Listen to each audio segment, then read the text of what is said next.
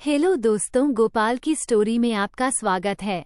आज हम जितिया व्रत की कथा सुनाने वाले हैं। एक चील और सियारिन की कहानी। एक समय की बात है। किसी वन में एक चील तथा सियारिन रहती थी। चील तथा सियारिन में गहरी मित्रता थी।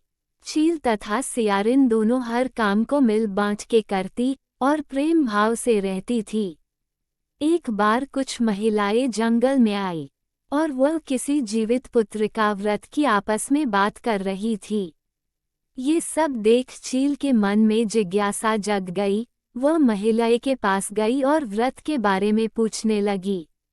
महिलाएं ने जितिया व्रत के बारे में चील को बताया। चील तुरंत अपने मित्र सियारिन के पास गई और उसको जितिया व्रत के बारे में बताया। व्रत को बताने के बाद चील तथा सियारिन ने निर्णय लिया कि वो दोनों भी जितिया माता का व्रत और पूजा विधि विधान से करेगी।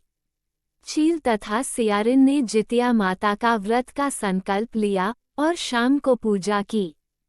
पूजा के बाद ही चील और सियारिन को भूख लगने लगी।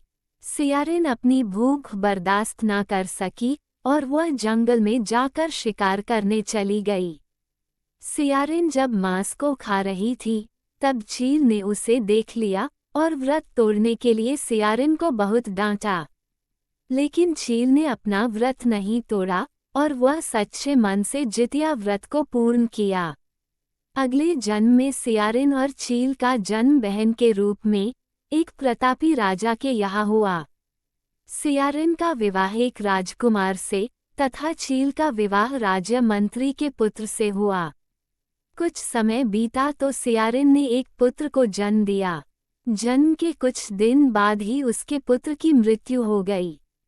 सियारिन के पुत्र के मृत्यु के बाद उसकी बहन चील ने भी एक पुत्र को जन्म दिया जो जीवित तथा स्वस्थ था।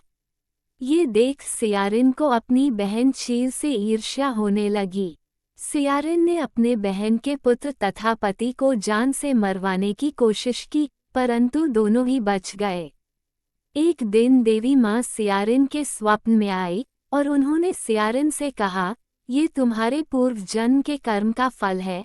अगर तुम इसे ठीक करना चाहती हो तो माँ जितिया की व्रत और उपासना करो। प्रातःकाल उठकर स्वप्न के बारे में सियारिन ने अपने पति को बताया।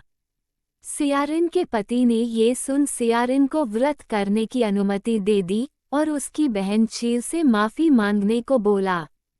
इसके बाद सियारिन अपने बहन चील के घर गई और उससे अपने गलतियों की माफ़ी मांगी।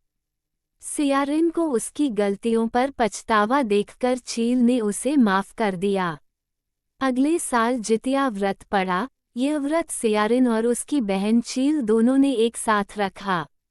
माता जितिया सियारिन के व्रत से प्रसन्न हुई और उसको पुत्र प्राप्ति का आशीर्वाद दिया। कुछ दिनों बाद ही सियारिन ने एक सुंदर बालक को जन्म दिया। अब दोनों बहन प्रेम भाव से खुशी खुशी रहने लगी।